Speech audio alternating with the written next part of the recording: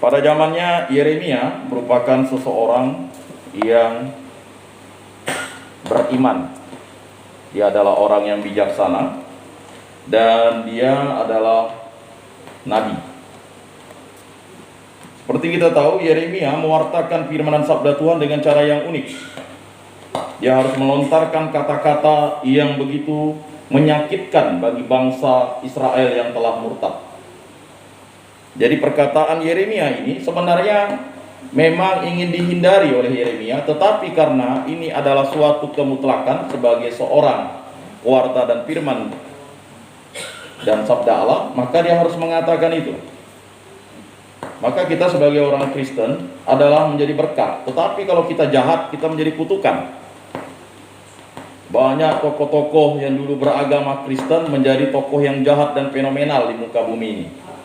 Ya, yang belajar di seminari, ya, yang belajar pengetahuan agamanya sangat tinggi, tetapi setelah dia menjadi jahat, dia menjadi orang yang bengis dan kejam, baik sebagai pemimpin dan sebagai tokoh-tokoh yang justru memutarbalikkan cinta kasih Allah menjadi kebencian. Bisa dibaca dalam sejarah dunia. Maka kalau orang Kristen itu menjadi jahat, itu sangat berbahaya sekali. Ya. Karena dia tidak bisa membedakan antara yang baik dan jahat, dan dia akan bisa memutarbalikkan fakta.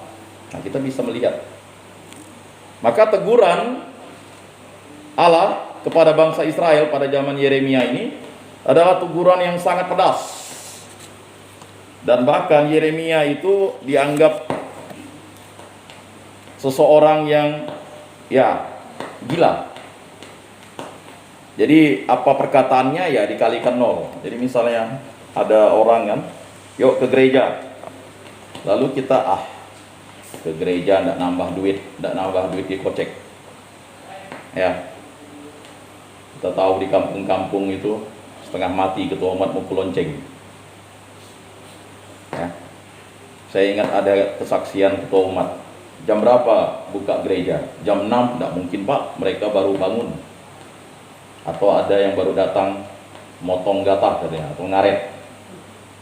Ya. Jam 7, wah mereka masih ngopi Pak. Jam 8, mereka baru mandi ke sungai. Jam 9, mereka baru berpakaian, baru mau makan, ya kan? Makan pagi. Jam 10, mereka mulai berdatangan. Nah, jadi jam berapa sebenarnya? Ya tergantung mereka ramai itu tidak gitu. Jadi tidak konsisten. Mau jam 9, jam 10 yang penting datanglah katanya. Dan pernah saya melayani di suatu kampung dekat dengan Bengkayang, yang banyak itu adalah anak-anak dan ibu-ibu. Bapak-bapaknya 3 orang ya. Ya, kemana bapak-bapaknya? Ya itulah. Ditanya, kemana bapak-bapaknya? Udah berangkat ke Bengkayang Pak. Ngapa di sana? Ya biasalah Pak. Ya kan, pidato kenegaraan. Ya, jadi kalau bapak-bapak mau lihat karakter orang daerah itu, ya hampir mirip lah ya. Pidato kenegaraan dia di kota kecamatan. Pidato. Apalagi kalau ada air pintar. Dia pidato kenegaraan. Niatnya jual karet, ya kan? Lama-lama karetnya yang udah dapat 1 juta itu bisa nanti anak istrinya dapat ikan asin dan sencalo di bawahnya. Itu pun ngutang. Pidato kenegaraan dia. Bukan dia berkhotbah, pewartaan pidato kenegaraan. Ya, dari mulai kepala desa atau kepala dosa, makanya ada istilah kepala desa, kepala dosa ya. Sampailah dia kritik presiden. Sampai ujung-ujungnya dunia. Ya kan? Enggak tahu ya. Sawinya atau sayurnya sampai dah kering kan, apalagi kalau udah main catur. Ya, saya ingat ada satu guru bapak saya tuh, kalau istrinya sudah manggil bapak saya itu berarti suaminya sudah main catur di satu pasar di Bengkayang, sampai kering dia punya sayur. Akhirnya bapak saya ngambil sayurnya, udah main catur mana berjam-jam. Ya. Nah, bapak-bapak yang terkasih, Yeremia menegaskan suatu hal yang luar biasa. Dia katakan, beginilah firman Tuhan. Jadi Yeremia tidak pernah mengatakan apa tentang dirinya, tetapi dia langsung katakan, beginilah firman Tuhan. Ya, di bahasa Indonesia beginilah itu artinya firman Tuhan, inilah dia. Sama seperti kita mewartakan firman dan sabda Tuhan, kan harus ada yang percaya kalau ditulis ayatnya, mata ayatan. Di mana itu tertulis katanya? Ya kan, titik komanya tidak boleh salah. Dikritik orang habis-habisan. Ya kan? Kalau salah langsung, oh salah katanya. Emangnya orang mewartakan firman dan sabda Tuhan itu harus titik koma jelas ya? Kalau titik koma jelas tuh baca kitab suci. Ya kan? Ada juga yang tidak percaya. Oh beda nih terjemahannya. Ini versi A, ini versi B, versi C, versi D. Yang namanya orang kalau sudah fasik, sehebat apapun kita mewartakan ke dia, apalagi dia pernah tahu tentang firman dan sabda Tuhan, lalu dia menjadi orang yang tidak percaya firman dan sabda Tuhan, ya susah. Maka orang-orang ini harus mendapat bahasa-bahasa kebalikan, bukan bahasa berkat, bahasa kutukan. Sama seperti bangsa Israel yang telah murtad di hadapan Allah, karena mereka sudah dijajah oleh bangsa-bangsa lain. Kalau dijajah itu kan berarti mereka harus memuja kepercayaan-kepercayaan penjajah. Kalau tidak kan mereka tidak hidup nyaman. Nah, maka dalam zaman Yeremia ini orang-orang Israel itu akhirnya berbalik menentang Yeremia, berarti menentang ya Allah. Tetapi yang sangat bersukacita atau yang sangat ya menyukakan hati kita, ya, ada suatu pernyataan dari Beato Franciscus Saperius Siles, ya. Tidak ada yang hilang karena dosanya terlalu besar, namun karena imannya terlalu kecil. Jadi kalau dosa kita terlalu besar, itu tidak ada hal yang bisa menghancurkan kita sebenarnya. Karena dosa itu bisa dihapus oleh Yesus Kristus. Tetapi yang membuat kita lalu tidak percaya kepada Yesus Kristus sebagai Tuhan dan Juru Selamat adalah imannya yang kecil. Kecil imannya. Ya. Kalau iman kecil itu akibatnya apa? Dia menjadi kerdil. Bahasa sini ketu, cebol. Kalau imannya cebol ya, itu sudah disampaikan Yesus. Ada orang yang beriman, yang mendengarkan firman dan sabda Tuhan itu, jatuh di jalan, jatuh di batu, jatuh di semak berduri, ada yang di tanah yang subur. Nah, jenis orang ini pasti ada. Kalau dia di semak berduri, nah itu kacau dia. Kekhawatiran dunia menghimpit dia, lalu dia murtad. Kalau dia jatuh di batu, dia tumbuh sebentar, ya, dibaptis lalu menghilang. Nanti mati baru ngaku Kristen atau ngaku Katolik. Nah, jadi seperti itu. Letelah orang-orang yang itu ngurusnya, ya. Ini terjadi. Ada yang di jalan mendengarkan firman Tuhan, percaya sedikit lewat, percaya sedikit lewat. Mau pakai TikTok ke YouTube ke, mau pakai apapun tidak akan mempan-mempan gitu. Ya, mantul. Mantul itu adalah, ya, kita tahu ada satu malaikat, dia itu diciptakan dari pantulan Allah. Malaikat itu adalah malaikat yang paling mulia dan paling agung sebenarnya. Pantulan Allah, cerminan Allah. Dan dia tahu rahasia Allah, tetapi dia dijadikan Allah, kan begitu. Ya, malaikat itulah yang menjadi kepala penghulu setan. Jadi sepertiga malaikat dia kuasai. Ya pantulan ya. Jadi kalau firman dan sabda Tuhan itu yang menjadi cermin kita lalu memantul, lalu kita tidak serap, harusnya kita serap. Kita dengarkan, kita pikirkan, kita ucapkan, kita laksanakan. Dalam kehidupan kita sehari-hari memang itulah sesuatu yang memang mesti kita yakini dan amini. Bapak-bapak yang terkasih, beginilah firman Tuhan, terkutuklah orang yang mengandalkan manusia, yang mengandalkan kekuatan sendiri dan yang hatinya menjauh dari Tuhan. Jadi orang-orang ini adalah kriteria orang yang terkutuk. Jadi kita adalah orang yang diberkati Tuhan karena kita menerima Yesus Kristus sebagai Tuhan dan Juru Selamat. Sedangkan orang yang tidak mau menerima Yesus sebagai Tuhan dan Juru Selamat, walaupun sudah diwartakan kepadanya dan bahkan sampai mati di kayu salib, tidak percaya, ya. Kan banyak orang Yahudi tidak percaya dengan Yesus Kristus sebagai Tuhan dan Juru Selamat. Bahkan memutarbalikkan fakta, yang disalib itu bukanlah Yesus, dia adalah orang yang disamarkan. Ya udah. Nah, ini adalah orang-orang yang terkutuk. Kata terkutuk, dia akan jauh dari Tuhan. Dan dia menuju jalan yang lebar. Jalan kebinasaan itu terbuka lebar. Tetapi jalan keselamatan itu jalannya sempit. Hanya melalui Yesus Kristus satu-satunya jalan. Jadi bapak-bapak yang terkasih dalam Yesus Kristus, misteri agung Allah itu adalah suatu karya agung Allah yang hanya bisa dipikirkan dan direncanakan Allah. Nah, ya, yang mengandalkan kekuatan sendiri. Memang ada negara pakai kekuatan sendiri berhasil di dunia, tapi dia sudah menjadi terkutuk. Apa yang dilakukannya adalah hanya untuk mencari kemewahan, kekuasaan dunia, mengandalkan manusia. Ya, sering terjadi kita mengandalkan pribadi lepas pribadi. Kalau hamba Tuhan itu lagi baik, kita andalkan, ya tidak bisa.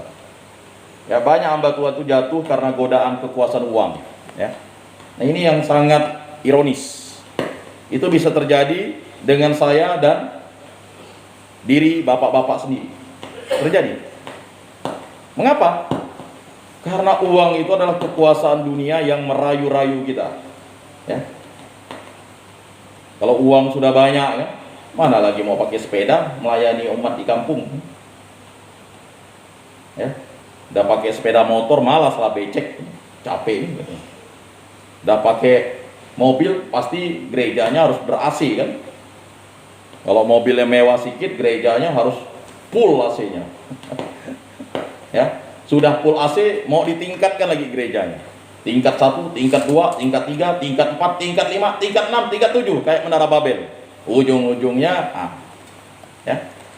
Kita bisa lihat gereja-gereja yang begitu megah di Eropa itu mengapa bisa rusak dan hancur. Karena bukan gerejanya yang mereka datangi, tetapi mereka hanya kagumi. Misalnya kayak di Prancis, Rotterdam, ya kan, itu jadi museum ya sebenarnya itu, ya. Yang datang untuk berdoa, beribadat itu hanya orang-orang imigran, ya, yang beriman Katolik atau yang beriman Kristiani. Imigran, orang-orang Prancisnya dah malas dah, sudah antipati, ya. Jadi misalnya dia Katolik, tetapi Katoliknya itu formalitas. Agama-agamalah, memisahkan agama dengan kekuasaan itu baik adanya. Tetapi kalau dia hanya mengandalkan pribadi manusia, dia akan sesat. Sama seperti masa Prapaskah ini kan kita setiap tahun 40 hari, 40 malam retret agung. Ya. Ya samalah. Ini kan ritus yang sudah dijalani dan itu alkitabiah. Ya, baik dalam perjanjian lama tanda Yunus sudah disampaikan 40 hari 40 malam, bertobatlah, kalau tidak Niniwe akan dijungkir balikan. Niniwe itu kan kota di Irak sekarang. Ya. Bayangkan bangsa yang bukan Yahudi percaya atas pewartaan firman dan sabda Tuhan. Ya. Lalu apa yang terjadi dengan bangsa Israel yang berada di pengungsian, ya? Ya, karena mereka sudah tidak percaya Tuhan karena Tuhan tidak lagi mereka sembah. Ya, dan mereka akhirnya terpecah-pecah. Ya, ia seperti semak bulus di padang belantara, ia tidak akan mengalami datangnya hari baik. Ia akan tinggal di tanah gersang, di padang gurun, di padang asin yang tidak berpenduduk. Bayangkan, manusia terkutuk.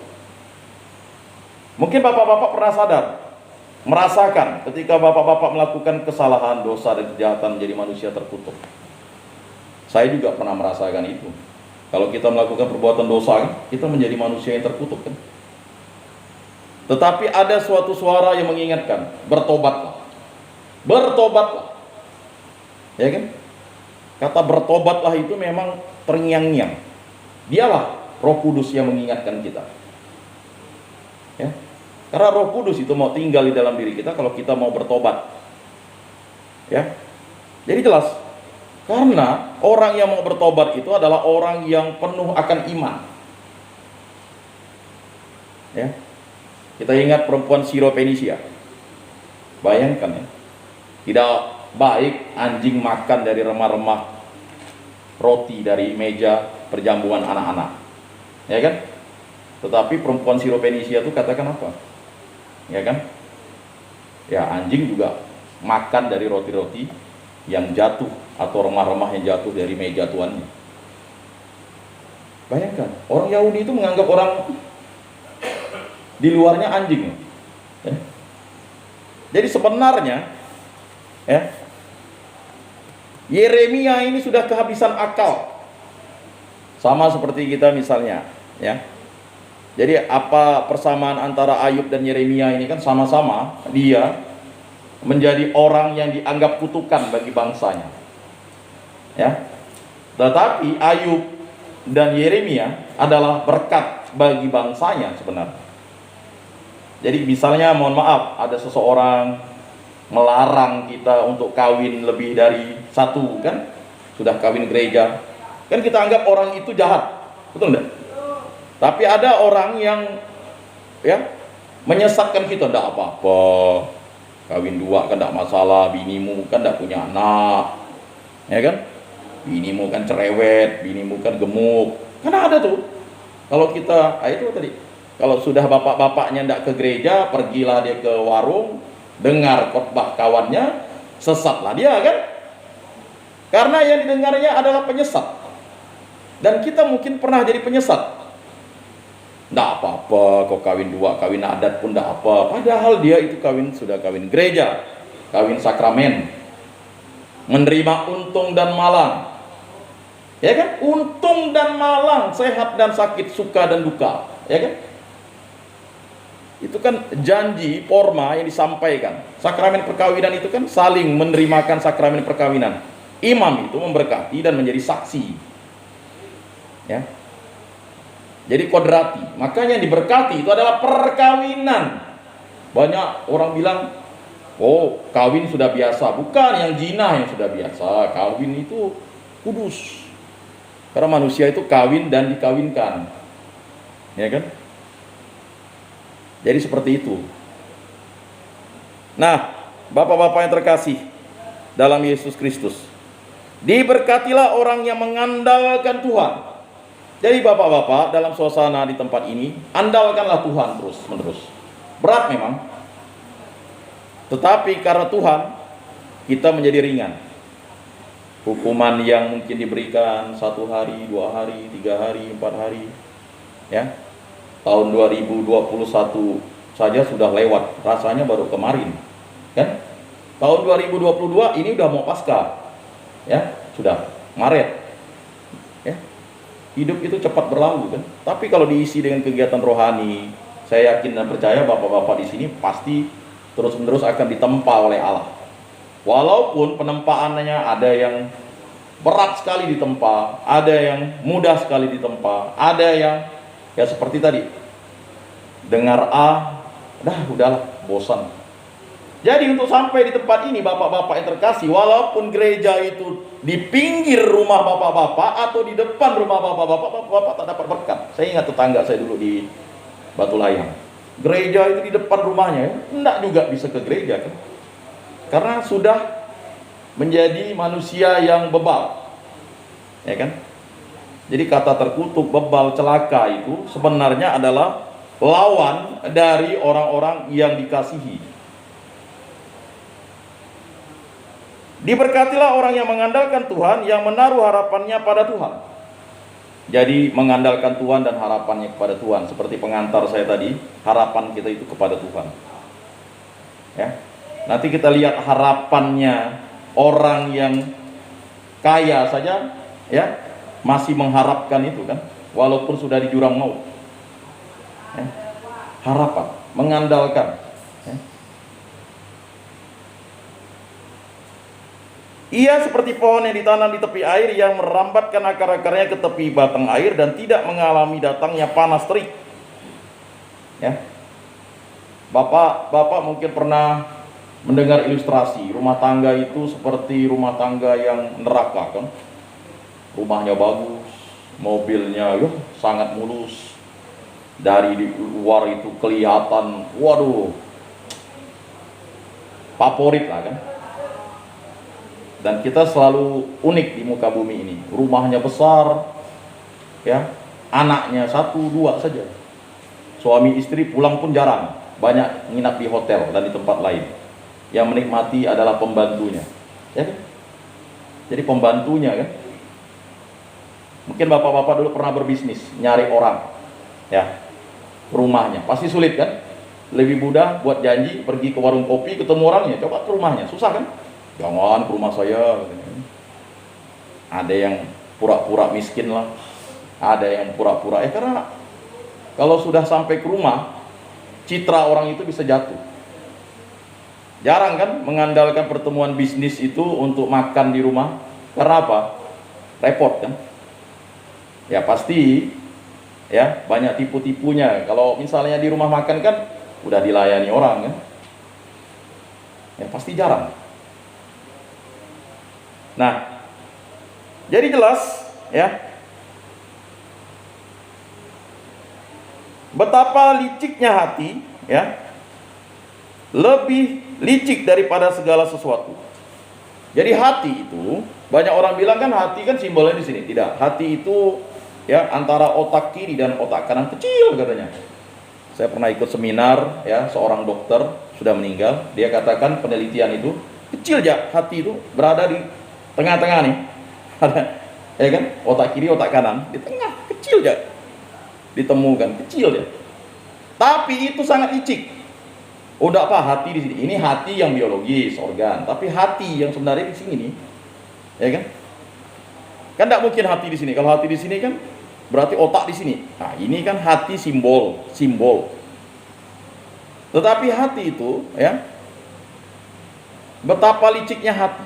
Makanya kedalaman hati manusia itu yang tahu tuh hanya Tuhan Allah. Iblis tidak tahu kedalaman hati. Cuman dia bisa mempengaruhi pikiran dan mempengaruhi hati kita.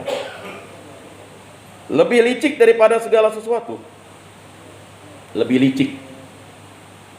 Bahkan Yesus katakan hendaknya kamu cerdik. Bahkan sebenarnya hendaknya kamu licik seperti ular, tulus seperti merpati. Itu maksudnya. Cerdik itu kan sama dengan licik kan gitu. Dihaluskan lagi, hendaknya kamu cerdik seperti ular, tulus seperti merpati. Ya kan? Itu kan ada 2 perbendaharaan, ya. Nah, sekarang diperhalus cerdik, ya. Tetapi Yesus katakan licik seperti ular, tulus seperti merpati. Maksudnya berpikir seperti setan, bertindak malaikat. Maksudnya itu. Karena apa? Setan itu licik. Kalau Anda tidak berpikir, ya kan, mengalahkan setan, ya. Surat Yakobus katakan apa? Ya. Tunduklah kepada Allah, lawanlah iblis, dia akan lari daripadamu. Kalau kita tidak tunduk kepada Allah, kita tidak bisa melawan iblis. Syaratnya itu. Nah, hati yang sudah membatu, siapakah yang dapat mengetahuinya? Nah, kalau sudah membatu susah. Jadi bangsa Israel pada zaman Yeremia ini sudah membatu dia hatinya. Tidak lagi menganggap Allah itu sebagai Tuhan. Mungkin sama seperti kita di zaman sekarang. Ya, puji syukur kita masih diingatkan bersama-sama, saling diingatkan. Ya. Aku Tuhan yang menyelidiki hati dan menguji batin. Nah itu. Jadi, ya, aku Tuhan, kata aku Tuhan itu, ya, bukan Yeremia mengatakan dirinya Tuhan, tetapi benar-benar Tuhan yang mengatakan, ya, yang menyelidiki hati. Selidikilah aku, kan ada lagu itu, ya kan? Menyelidiki hati kita, menyelidik. Jadi dia yang tahu. Jadi mau sehebat apapun kita bersandiwara, tipu-tipu, Tuhan tahu. Ya, tidak bisa kita mau tipu-tipu.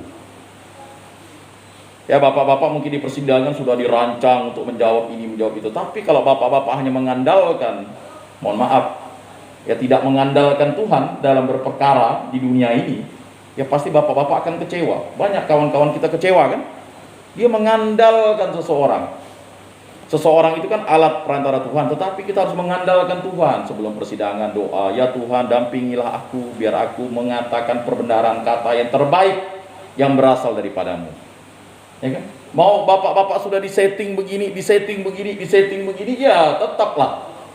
Yang namanya anak-anak Tuhan itu, Tuhan akan menghajar dan mengajar. Menghajar dan mengajar. Ya. Jadi diselidikilah kita terus-menerus.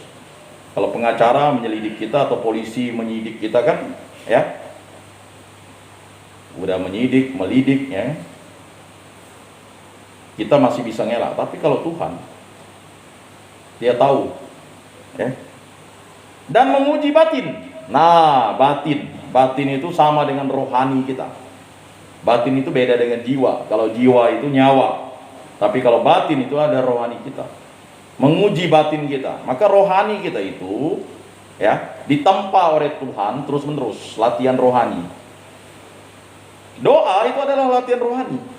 Firman yang kita baca adalah latihan rohani. Ya.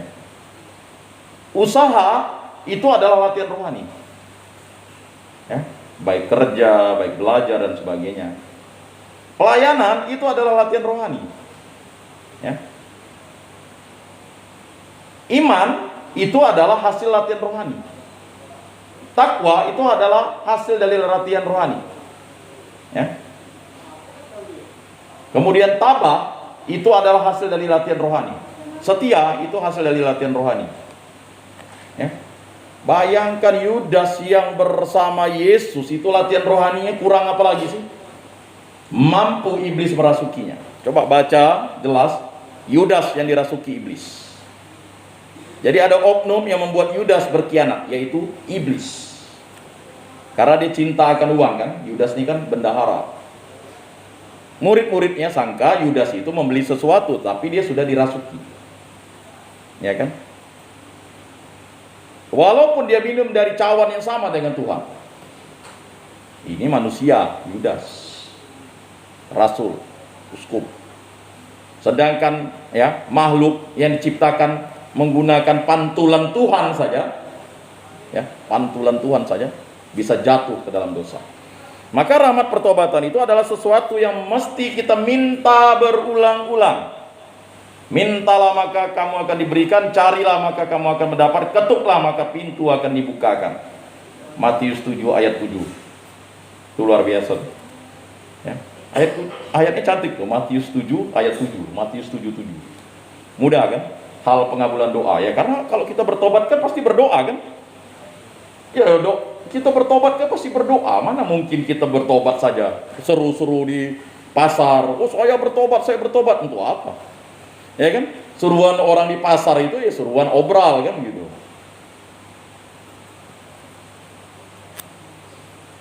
Untuk memberi balasan kepada setiap orang setimpal dengan hasil perbuatan. Ya, Yeremia ini akan menghakimi umat Israel di dunia. Tetapi sebenarnya Yeremia mengatakan penghakiman itu akan datang pada suatu hari di jurang maut, di alam maut. Nah, itulah yang terjadi dengan seorang orang kaya. Tidak diceritakan orang kaya yang mana ya. Nah, orang kaya itu pasti sombong ya.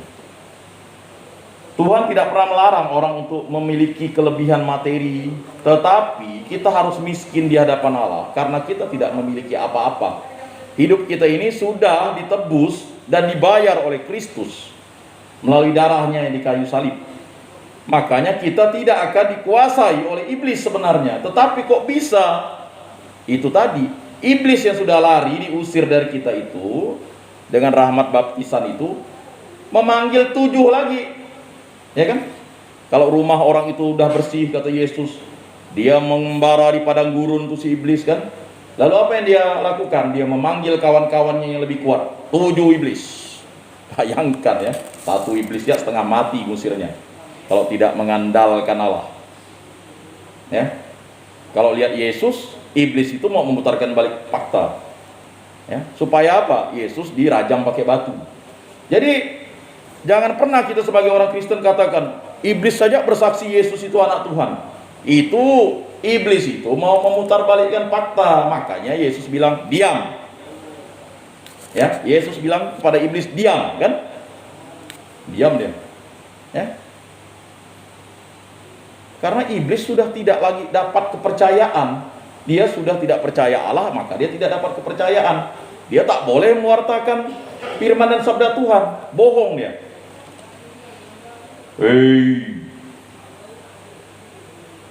buah di semua taman ini boleh kau makan, kan? Wah, Hawa lemah. Nggak.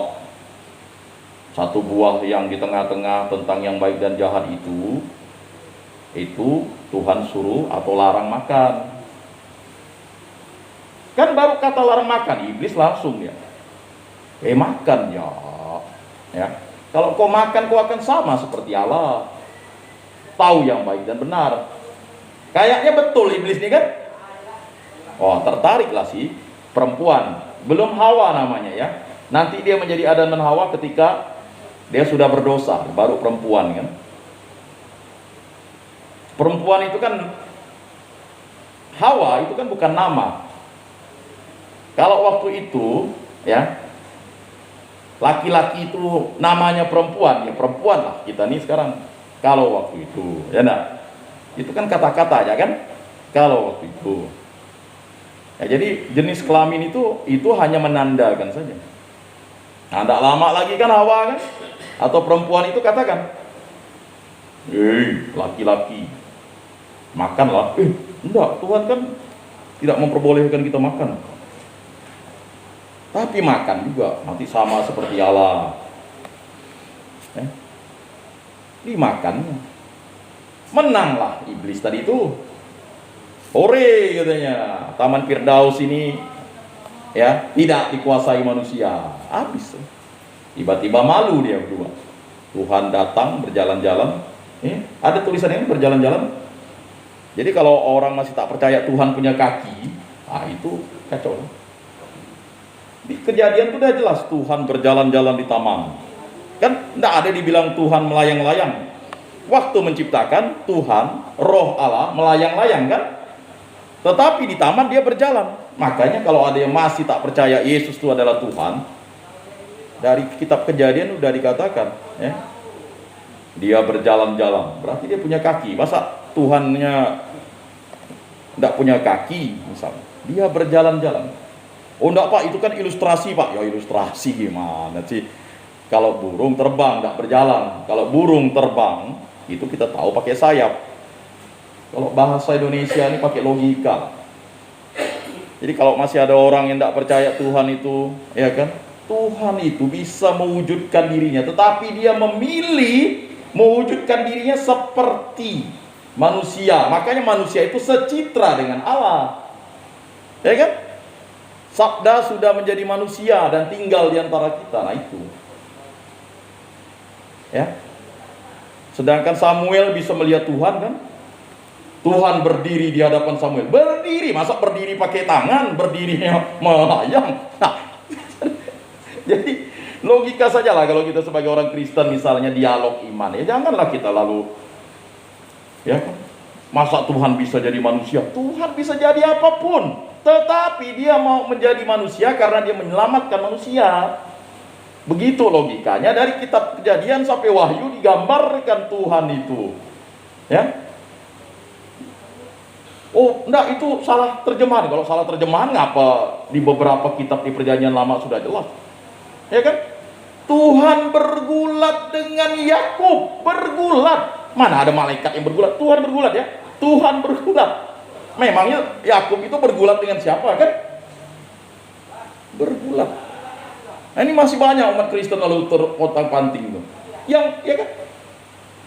Yakub bergulat dengan Tuhan dan menang. Maka namanya Israel. Mengapa Yakub menang? Yakub dimenangkan Tuhan karena dia sudah bertobat.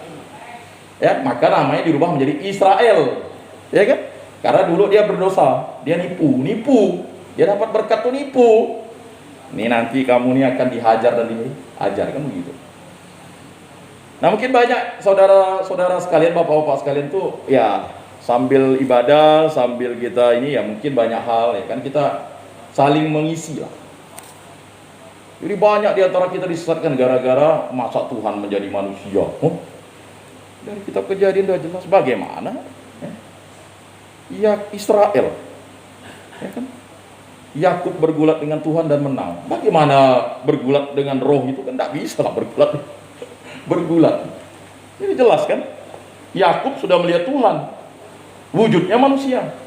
Samuel melihat Tuhan, wujudnya manusia. Adam dan Hawa melihat Tuhan, wujudnya manusia. Secitra itu maksudnya itu segambar. Ya kan?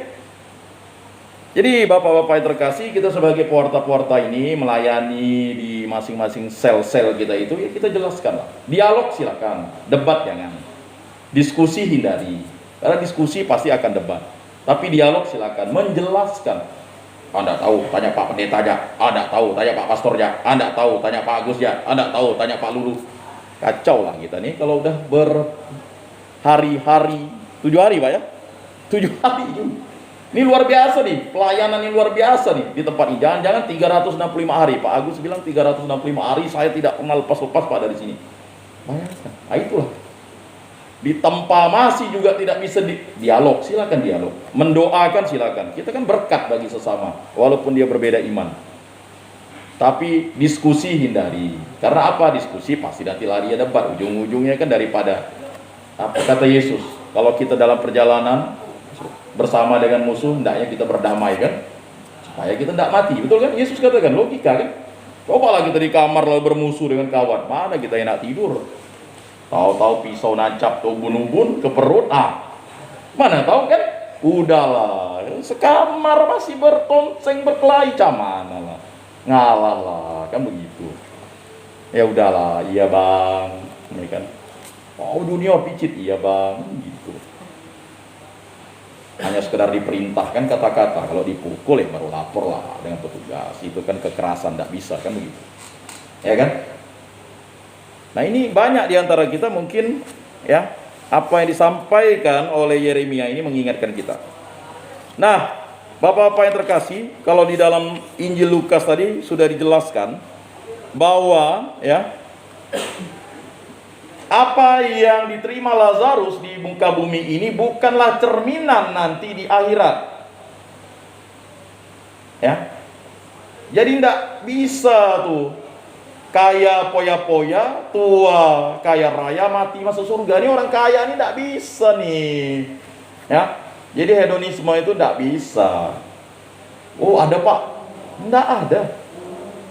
Ya. Materi itu hanya di muka bumi ini ya. Ya, menyelamatkan kita. Yang menyelamatkan kita Tuhan Yesus. Jadi, maksud Lukas menulis ini ingin menggambarkan bahwa situasi manusia yang baik di dunia ini belum tentu nanti dia di akhirat baik. Karena itu adalah hak Allah. Ya, hak kerajaan surga itu hak Allah. Ya. Belum tentu kita yang rajin ke gereja ini akan langsung bisa ke kerajaan surga. Bisa jadi kita di api penyucian. Bagi dogma Katolik ya. Bagi dogma gereja Kristen yang lainnya ya terserah.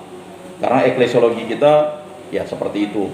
Jangan dipertentangkan, tetapi untuk memperkaya saja. Ya kan? Tetapi dalam kitab suci jelas disampaikan itu. Sekali peristiwa Yesus berkata kepada murid-muridnya, ada seorang kaya yang selalu berpakaian jubah ungu dan kain halus, dan setiap hari ia bersukaria dan ya dalam kemewahan. Nah, lambang ungu digunakan lambang pertobatan. Seharusnya kain ungunya itu bukanlah kain untuk dia mengolok-olok lambang pertobatan, tetapi dia menyia-nyiakan pertobatan ini. Nah, ini maksudnya. Ya. Dan ada seorang pengemis bernama Lazarus. Berarti pengemis ini benar namanya Lazarus. Karena Lukas adalah seorang ilmuwan, dokter. Dia pasti tanya, tabib. Betul tidak namanya Lazarus orang yang ini? Tapi dia tidak mau menyebutkan nama orang kaya ini karena mungkin orang kaya ini majikannya. Ya, bisa jadi. Tidak enak lah dia menyebutkan majikannya. Karena Lukas itu ya menjadi tabib orang kaya. Nah, dia menyebutkan orang kaya saja gitu. Mengapa dia tahu detail? Dia punya 5 saudara, ya kan? Jadi ilustrasi yang disampaikan Lukas ini merupakan ilustrasi yang luar biasa. Ya. Ini kan sebenarnya ilustrasi untuk menyatakan bahwa status manusia itu tidak akan bisa menjadi penentu untuk masuk dalam kerajaan surga. Ya, badannya penuh dengan borok. Nah, jadi bapak-bapak, kita tahu Ayub dulu penuh dengan borok kan. Ia berbaring dekat pintu rumah orang kaya itu. Bayangkan, bagaimana sih perasaan kita kalau ada orang borok berbaring di pintu rumah kita? Ya pastilah, kalau kita yang tidak berperasaan pasti kita usir kan. Tapi orang kaya ini justru menganggap itu ya kalau orang yang punya perasaan kan pasti minimal diusir kan, yang paling jeleknya. Kalau enggak panggil petugas sosial kan. Enggak ada, dibiarkan ya begitu. Mengapa seperti itu? Masa bodohnya tadi sama kayak Yeremia mengatakan, kalau kau masak bodoh kau menjadi manusia terkutuk dengan sesamamu manusia. Malahan anjing-anjing datang dan menjilati boroknya. Bayangkan, ini ilustrasi, bisa juga benar ya. Maksudnya justru yang menolong itu adalah orang yang bukan Yahudi, maksudnya ini sebenarnya ya kan. Kata borok-borok itu kan bisa juga langsung ya. Lukas ini kan dia halus, dia menggunakan ini ya. Jadi orang-orang justru orang-orang yang bukan Yahudi yang menolong ini. Jangan-jangan Lazarusnya orang Yahudi. Ya kan? Sesama Yahudi aja tak mau nolong nih. Justru yang nolong nih orang yang bukan Yahudi. Nah, itu ilustrasinya, sama seperti ilustrasi ya orang Samaria. Ya, ini ilustrasi yang luar biasa. Bayangkan, anjing-anjingnya justru menjilati. Ya. Saya pernah ingat kalau luka tuh dijilat anjing bisa sembuh katanya. Nah, itu mungkin legenda ya. Jadi banyak orang di kampung kalau luka jilati ya anjing gitu. Ada dalam Injil lah, itu kan sesat juga nanti. Kalau dia pergi khotbah di rukuk ya. Kalau nanti kamu luka jilati ya. Ya enggak bisa rabies. Nah, kemudian matilah orang miskin itu lalu dibawa oleh malaikat-malaikat ke pangkuan Abraham. Ya, jadi maksudnya orang miskin itu adalah suatu lambang bahwa orang itu selalu mengandalkan kealahan. Ya. Itu kata miskin di hadapan Allah. Ya. Yang memohon rahmat Allah terus-menerus. Jadi kalau orang miskin itu kan minta. Ya kan? Pak, minta Pak, ya kan? Kan tidak mungkin orang kaya, Pak, minta Pak, mobil Mercy saya Pak, ya kan, bensinnya 1 juta Pak, tolonglah di perempatan jalan diisi bensinnya. Tidak mungkin kan? Gengsi dong kan. Kalau orang kaya kredit ya. Kalau orang miskin ya pastilah dia mengemis, mintalah.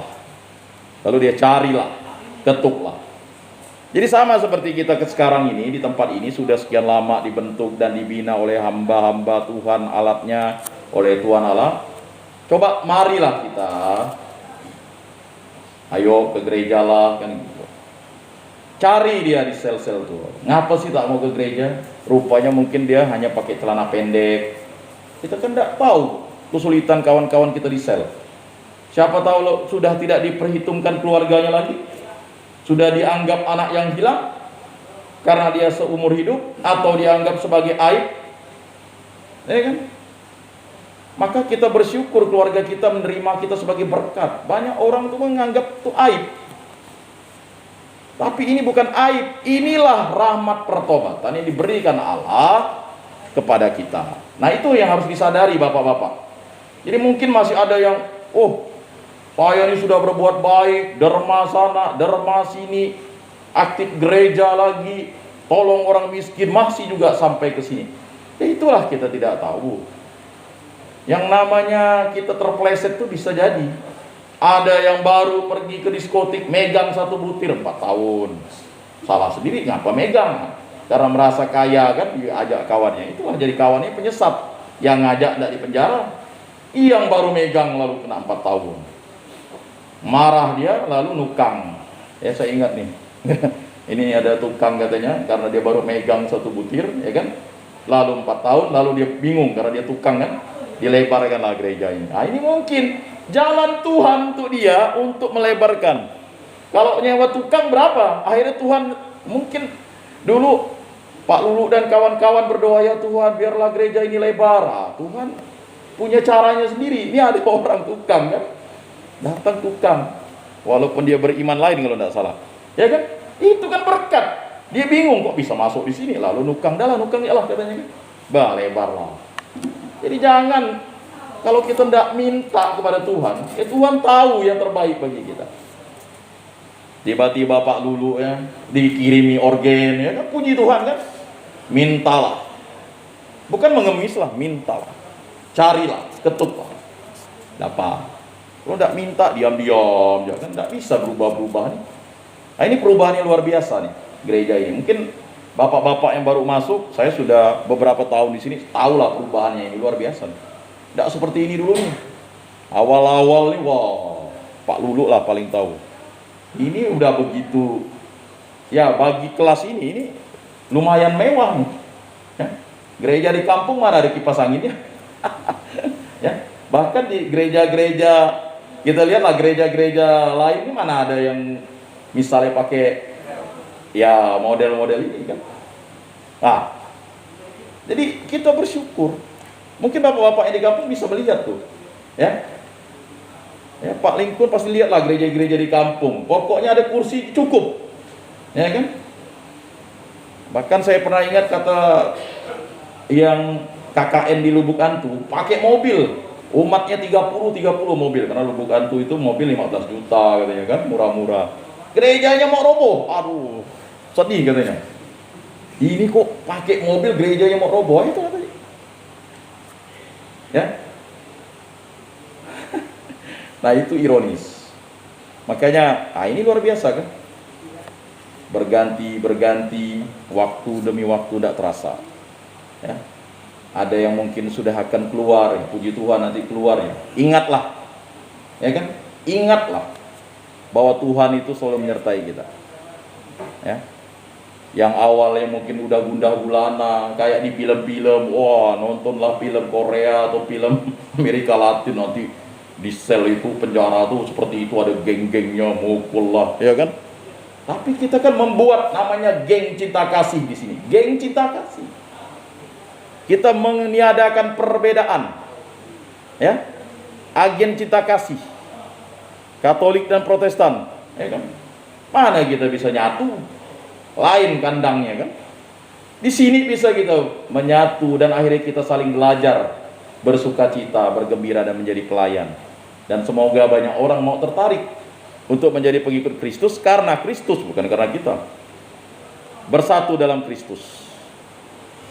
Nah ini mungkin yang mau disadarkan pada bacaan ini. Jadi Lazarus ini menggambarkan kita yang miskin, yang harus menyandarkan diri kepada Allah, sampai anjing pun dikirim untuk menjilati boroknya, sedangkan manusia ya berperilaku bukan seperti manusia. Anjing berperilaku seperti manusia, menjilati kan. Apalah kekuatan anjing kan, hanya menjilat ya. Ya kan? Anjing tidak melihat manusia, sedangkan kita ini. Nah, ini mungkin kita harus memahami konteks itu. Sementara menderita sengsara di alam maut, ia memandang ke atas dan dari jauh dilihatnya Abraham dengan Lazarus duduk di pangkuannya. Nah ini. Jadi ada namanya alam maut. Ya, ini belum masuk ke neraka ya. Ini masih di alam maut, akhirat namanya. Tetapi Abraham dan Lazarus sudah berada di rumah Bapa. Lalu ada jurang di situ yang tidak mungkin diseberangi, yang mati di alam maut. Sedangkan jurang itu adalah memisahkan antara alam kematian dengan alam kehidupan yang abadi. Jadi bagi orang ya, kita percaya bahwa surga dan neraka itu ada. Dan ada suatu tempat yang namanya akhirat. Nah, dalam gereja Katolik itu digambarkan akhirat itu ada namanya api penyucian atau api pencucian. Nah orang kaya ini belum dihukum di tempat yang abadi, masih berada di alam maut itu. Tetapi di alam maut dia menderita sengsara. Ya. Jadi manusia ini ketika nanti di alam maut atau sengsara dia baru tahu Tuhan. Kan begitu. Jadi sama-sama anak Abraham, orang beriman. Ya. Jadi lalu orang ini pun juga akhirnya baru bertobat setelah dia sengsara. Ya. Tetapi apa kata Abraham? Ada pada mereka kesaksian Musa dan para nabi, baiklah mereka mendengarkan kesaksian itu. Ya. Jadi walaupun dia meninggal dan sudah berada di alam maut, dia masih meminta saudaranya untuk bisa bertobat. Ini ya. Jadi kesaksian orang kaya ini sebenarnya menggambarkan bahwa kalau orang sudah menderita baru dia tahu Tuhan. Apakah kita harus menderita dulu baru tahu Tuhan, kan gitu? Ya kan? Penderitaan kita ini kan masing-masing berbeda-beda, ya, berbeda-beda. Ada yang mungkin dibuang orang tuanya, mengalami kepahitan, luka-luka batin. Ada yang dibuang kawannya, ya kan? Ada yang melakukan tindakan kejahatan atau kriminal gara-gara mungkin, ya, pergaulan. Ada mungkin yang difitnah, dicaci maki orang. Ada yang mengalami kesengsaraan karena hasil perbuatan orang. Ada yang melakukan penderitaan karena disuruh orang, kan? Apalagi kalau namanya manusia ini kan gampang, ya kan? Ada duit, ya kan? Abang disayang, tak ada duit abang ditendang, kan gitu. Ya kan? Jadi bapak-bapak yang terkasih dalam Yesus Kristus, jelas di situ. Jawab orang itu, tidak Bapak Abraham, tetapi jika ada seorang yang datang dari antara orang mati kepada mereka, mereka akan bertobat.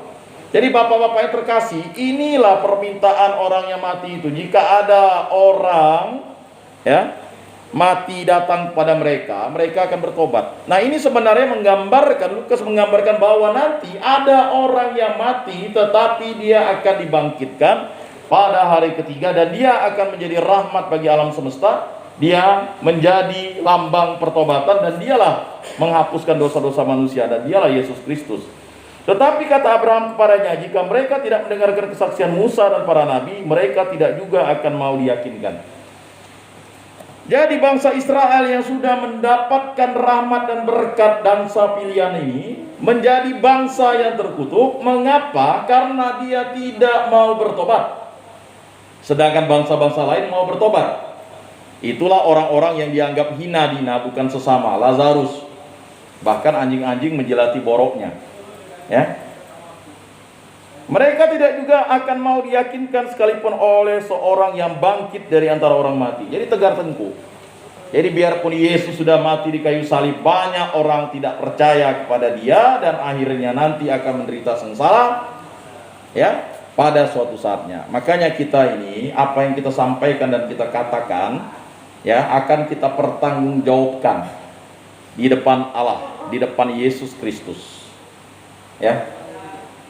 Sebagai penutup, ada ilustrasi seorang kaya yang luar biasa, penderma gereja. Duitnya bukan pakai ratus juta kalau bantu gereja, miliar. Ya, di suatu tempat, ya, anonim tempatnya, tapi itu nyata. Dia punya perusahaan 10. Ya, perusahaannya 10. 3 perusahaannya itu internasional. Jadi kalau ditelepon hamba Tuhan atau ditelepon, ya, langsung hari itu langsung dia transfer gitu. Ya. Jadi tidak pakai ragu lagi. Kata orang dia tak ada serinya. Itu bahasa orang sekarang, ya kan? Tidak ada serinya. Kalau tidak ada serinya, uang palsu, Pak. Uang bukan Bitcoin atau kripto, ya, atau afiliator, kan, ngakal orang, kan, ya. Kalau predator itu, ya, penjahat yang suka memangsa anak-anak. Kalau afiliator adalah penjahat yang menipu orang dari investasi, ya. Mati dia, mati, tiba-tiba mati, terbukalah tabir semuanya. Datanglah seorang perempuan cantik, bohai, luar biasa, bingung, ribut. Mau ribut kan malu, kan? Rupanya dia sudah kawin lagi. Perusahaannya atas nama si bini barunya itu. Habis gigit jari istri dan anak-anaknya. Akhirnya apa yang terjadi? Ya, si bini kedua, ya, selesai dia mati, tak ada kekubur, ya kan? Hanya datang lihat, rupanya datang lihat hanya motret supaya untuk disampaikan ke asuransi. Dah mati nih, nah, ya kan? Kalau enggak gitu kan enggak boleh, kan? Jepret selfie, ya kan? si istri yang utama mau marah-marah ke hati kau lah. Mana duli, ya kan? Akhirnya ibu itu yang dulunya melayani gereja menjadi down, ya. Anaknya bekerja, dulunya anaknya pakai mobil mewah, harus bekerja di perusahaan-perusahaan. Ya, tetapi itulah tadi. Ya. Jadi bapak-bapak, marilah kita bertobat pada masa prapaskah ini, jangan tipu-tipu. Jujurlah kepada istri, bertobatlah kepada istri. Ya kan? Kalau kita tidak bertobat kepada istri kita kan susah. Ma, ampuni papa ya. Ya ini penting. Perubahan itu harus dinyatakan kepada istri dan anak-anak kita kan? Jangan lalu diancam, awas ya. Papa dengar kamu jalan dengan laki-laki. Dari mana tahunya kan? Dari Facebook. Bagaimana Facebook bisa mengatakan, oh kamu mau buat video? Emangnya tidak boleh istrinya berjalan dengan laki-laki? Kalau di pasar tuh ada laki-laki, perempuan jalan-jalan kan? Akhirnya tak ketakutan lah. Si istri pun doakan, semoga suami saya lama dihukum kan? Lah jangan, ya, jangan juga pernah mengatakan ya itu tadi doa orang benar ya kan? Gara-gara diancam dia berdoa, Tuhan biarlah suami saya lama di situ. Dia mau, ya kan, mukul saya, bahkan mau menghabisi kan? Ya, bisa jadi. Dan banyak kekacauan setelah bapak-bapak keluar kan. Banyak mungkin kesaksian dari kawan-kawan ya kan, akhirnya kan kacau hidupnya ketika keluar. Mengapa? Karena dia tidak mempersiapkan dirinya ya untuk dibentuk oleh Allah, untuk dihajar dan diajar Allah. Maka pertobatan itu adalah rahmat yang harus diberikan oleh Allah kepada kita. Mari kita bersama-sama saling menguatkan, saling mendoakan bapak-bapak ya. Keluarga juga mohon mendoakan kita mendoakan keluarga ya, dalam hidup yang ya, ini kan penderitaan yang hanya bisa dirasakan bapak-bapak ya. Tapi penderitaan ini akan menjadi buah sukacita kalau kita mau melayani ya. Nanti ada komitmen yang harus dibangun setelah keluar dari sini ya kan. Kalau gereja jangan lagi lah, kitalah yang pertama buka gereja tuh ya kan. Gereja di kampung, ada di gereja di kampung digembok 2 tahun. Bapak saya bingung waktu di Bimas Katolik. 2 tahun digembok. Gara-gara apa? Gara-gara dia tidak jadi ketua umat. Aduh. Jadi umat letih mau. Jadi gembok. Akhirnya pastor datang misa di rumah ketua umat yang lain di rumah. Janganlah begitu. Kalau kita sudah menghibahkan tanah kita untuk gereja, buat penyerahannya. Jangan sampai anak cucu kita lalu berkelahi. Karena kita tidak tahu anak cucu kita tuh masih beriman dah nanti, kan? Oh ya. Jadi kalau ada niat mau bangun gereja, siapkan lahannya, siapkan sertifikatnya baik-baik. Ya, cari saksi. Karena kalau nanti kita sudah menuju ke akhirat kan yang ribut orang di dunia. Makanya ada yang sampai nuntut, ya. Akhirnya kan bukan pelayanan yang terjadi, tetapi akhirnya ya ketidaknyamanan. Mari kita membangun diri kita dalam masa pertobatan ini. Mari kita mengakui iman kepercayaan kita. Aku percayakan Allah, Bapa yang Maha Kuasa, pencipta langit dan bumi, dan akan Yesus Kristus, putranya yang tunggal Tuhan kita, yang dikandung dari Roh Kudus, dilahirkan oleh perawan Maria, yang menderita sengsara dalam pemerintahan Pontius Pilatus, disalibkan, wafat dan dimakamkan, yang turun ke tempat penantian pada hari ketiga, bangkit dari antara orang mati, yang naik ke surga, duduk di sebelah kanan Allah Bapa yang Maha Kuasa. Dari situ ia akan datang mengadili orang hidup dan mati. Aku percayakan Roh Kudus, Gereja Katolik yang kudus, persekutuan para kudus, pengampunan dosa, kebangkitan badan, kehidupan kekal. Amin. Doa umat.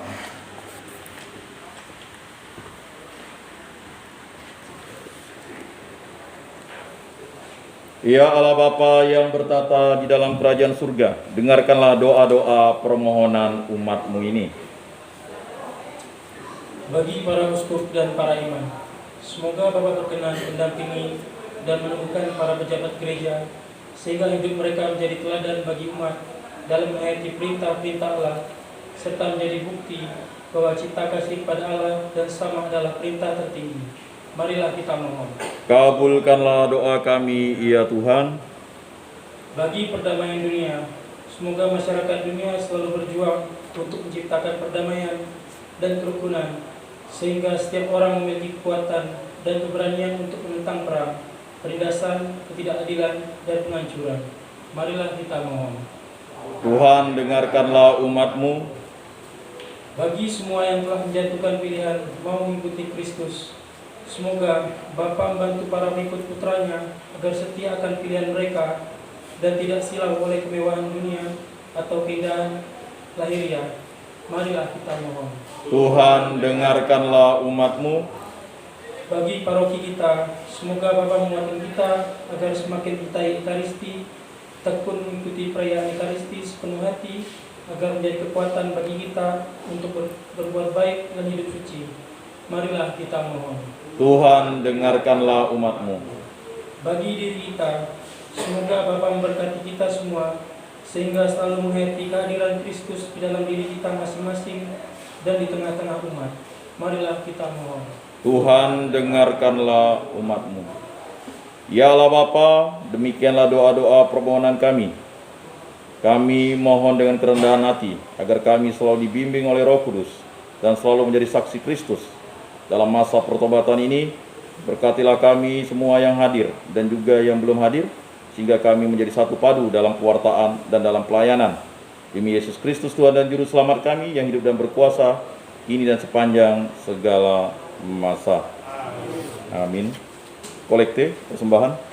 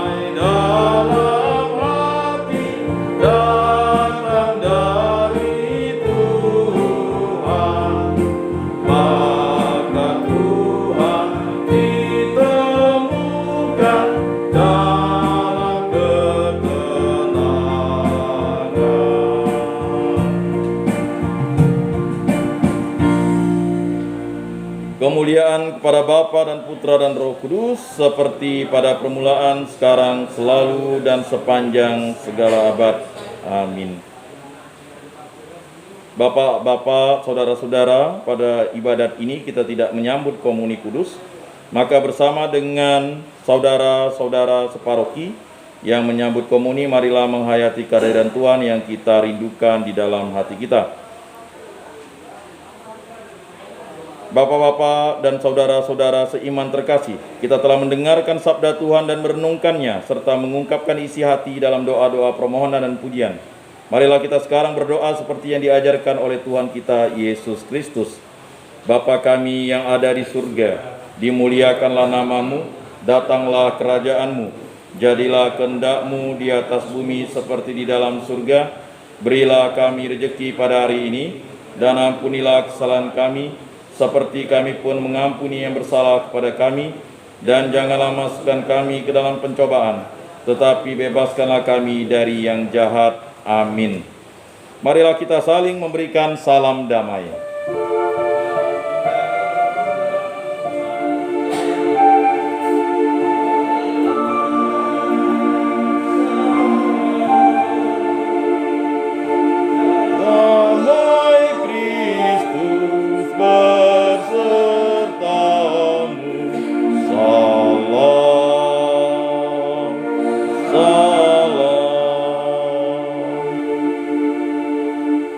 Bapak-bapak dan saudara-saudara yang terkasih, Yesus bersabda, kamu memang sudah bersih karena firman yang telah kukatakan kepadamu. Tinggallah di dalam aku dan aku di dalam kamu, sama seperti ranting tidak dapat berbuah dari dirinya sendiri kalau ia tidak tinggal pada pokok anggur. Demikian juga kamu tidak dapat berbuah jikalau kamu tidak tinggal di dalam aku. Oleh karena itu, marilah kita duduk dalam keheningan untuk menyatukan diri dengan Tuhan yang kini hadir bersama kita. Berbicaralah dengan Dia dari hati ke hati dengan mengatakan, Yesus, datanglah dan tinggallah dalam hatiku, jadikanlah hatiku seperti hatimu. Kita ulangi 3 kali. Yesus, datanglah dan tinggallah dalam hatiku, jadikanlah hatiku seperti hatimu. Yesus, datanglah dan tinggallah dalam hatiku, jadikanlah hatiku seperti hatimu. Yesus, datanglah dan tinggallah dalam hatiku, jadikanlah hatiku seperti hatimu. Silakan duduk, kita mendengarkan pengumuman.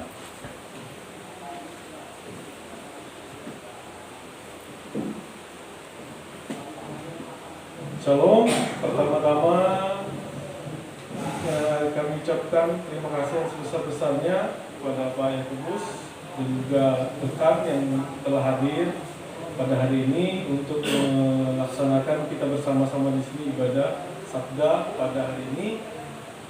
Adapun juga pada kita semua yang telah hadir, kami ucapkan terima kasih atas partisipasinya dan kebersamaannya dalam ibadah pada pagi menjelang siang ini. Kemudian sebagaimana dilihat di depan, kita ada kegiatan-kegiatan yang semuanya hampir diadakan jam 9 pagi semua, jam 9 pagi, yang mungkin kalau kita lihat di depan seperti hari Minggu, hari Selasa, dan hari Kamis bergantian untuk jadwalnya, baik dari secara Kristen juga secara Katolik dalam pelaksanaannya. Kemudian untuk beberapa kegiatan seperti perkuliahan tetap akan diadakan seperti nanti siang, yaitu jam 2 siang, yaitu pada hari Kamis seperti dijadwalkan karakter building.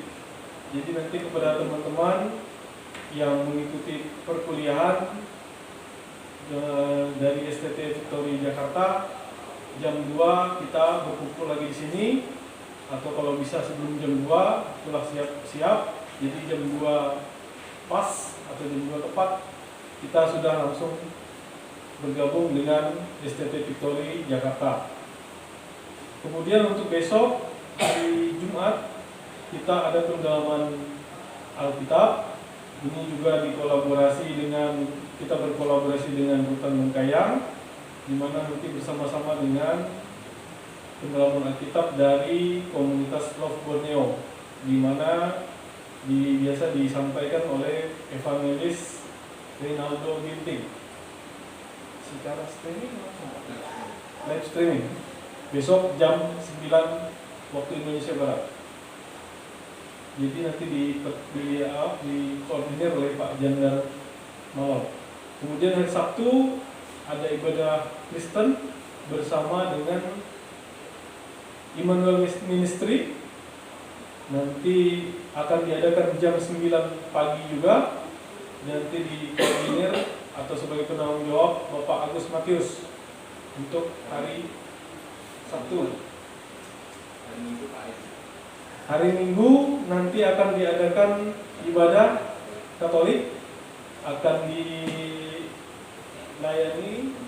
Dominikan awam, biasanya dari Pak Edi yang langsung ke sini dalam ibadah jam 9 pagi juga hari Minggu. Sekian pengumuman dari kami. Sekali lagi kami ucapkan pada kita semua terima kasih atas perhatiannya. Tetap sehat, tetap semangat. Tuhan Yesus memberkati kita semua. Shalom. Salam. Baik, dari saya mengucapkan terima kasih atas jadwal yang sudah diberikan. Saya tetap akan konsisten untuk dapat melayani rutan ini, siapapun pengurusnya. Dan juga terima kasih untuk pengurus gereja yang sudah memberikan jadwal ini. Semoga ini bisa dapat dicontoh oleh rutan-rutan yang lainnya yang ada di kabupaten dan kota lainnya, sehingga bisa dilingkan. Dan ini kerjasama yang baik. Pada tahun ini rutan Bengkayang menggunakan teknologi bisa link, sehingga mereka tidak kesulitan juga untuk mencari ya hamba-hamba Tuhan atau mungkin ya pelayan-pelayan, baik pendeta, pastor ya bisa, dan juga mungkin para pelayan-pelayan yang lainnya, penyuluh ya, untuk bisa mengoptimalkan pelayanan di rutan ini. Karena bapak-bapak memiliki waktu yang cukup panjang, sehingga bapak-bapak nanti keluar dari tempat ini ya bisa memberikan ya yang namanya trainer bagi umat-umat yang ada di daerah bapak-bapak masing-masing. Jadi menjadi motor penggerak dan juga menjadi garda terdepan dalam pelayanan-pelayanan yang ada di kampung-kampung, sehingga kita dapat memenangkan jiwa-jiwa yang sebenarnya sudah dimenangkan oleh Kristus. Jadi kita inilah ya dipanggil oleh Kristus dengan cara yang unik di rumah retret ini, dan harapannya adalah bapak-bapak setelah keluar ini mendapatkan pengetahuan yang luas dan tidak lagi kerdil, terkotak-kotak, dan sehingga bisa saling mendampingi, saling menguatkan untuk daerah-daerah yang memang membutuhkan pelayanan dan keterbatasan hamba-hamba Tuhan untuk melayani. Terutama di gereja-gereja Katolik yang ada di kampung-kampung itu untuk bahkan ada yang setahun sekali dikunjungi pastor, bahkan ada yang 2 tahun sekali karena keterbatasan dan kekurangan tenaga imam. Nah, tetapi bapak-bapak di gereja-gereja Kristen lainnya mungkin bisa mempersiapkan diri juga. Kalau misalnya hamba-hamba Tuhan tidak lagi mau melayani atau tidak melayani di daerah bapak-bapak, ya kita bisa ya menjadi penggerak di sana. Nah, itu harapannya ke depan. Karena bapak-bapak mungkin dari daerah-daerah ya sekitar Kalbar, dan bahkan dulu kita tahu Pak Remang itu di Sulawesi kan. Nah, jadi seperti itu. Kemudian yang kedua, kami dari Bimas Katolik tetap akan selalu melayani bapak-bapak. Memang ada permintaan untuk buku-buku. Beberapa tahun ini memang kami tidak memiliki ya bantuan buku-buku lagi. Jadi tetap kita akan mengusahakan, siapa tahu ada untuk perpustakaan yang sudah dirancang ini. Karena kebutuhan buku-buku itu adalah sesuatu yang mutlak, apalagi ada kegiatan pelayanan untuk sekolah tinggi ya, silakan ya, yang bagi yang punya keinginan tidak apa-apa ya, belajar ilmu pengetahuan itu bisa di mana-mana ya. Ya, bersyukur bagi yang mau belajar, memperkaya ilmu pengetahuannya. Dan juga bagi bapak-bapak yang baru bergabung, mari ajak kawan-kawannya atau saudara-saudara kita untuk bergabung. Karena saya yakin dan percaya jumlah kita tidak seperti ini ya. Ini yang aktif, yang mau aktif. Ada yang sudah kurang aktif dan bahkan yang tidak aktif. Nah, mungkin perlu didoakan terus-menerus ya dalam kegiatan ibadat kita, dan kita bersama-samalah menggandeng mereka ya. Apa persoalannya, mungkin ada sel-selnya, nanti silakanlah Pak Lulu dan kawan-kawan untuk membaginya itu ya datangi, ya 2 orang lah minimal, ya datangi, dengarkan keluhannya mengapa, apa hambatannya, ya kan? Ataukah memang sudah pindah ke lain iman, ya kalau dia sudah beragama lain ya puji Tuhan juga, ya semoga dia di agama lain dapat beriman, ya. Tapi kalau dia masih mengakui dirinya Kristen atau mengakui dirinya Katolik lalu tak terlibat dalam kegiatan kita, ini kan sayang. Karena ini juga bagian dari penilaian pemerintah untuk ya karakter dan watak, ya. Jadi ini bukan sekedar kita aktif ini hanya untuk dapat remisi atau kita mau dapat apa. Ini nanti ada honor dari Allah, ya, yang akan diperhitungkan Allah, ya kan? Jadi seperti itu.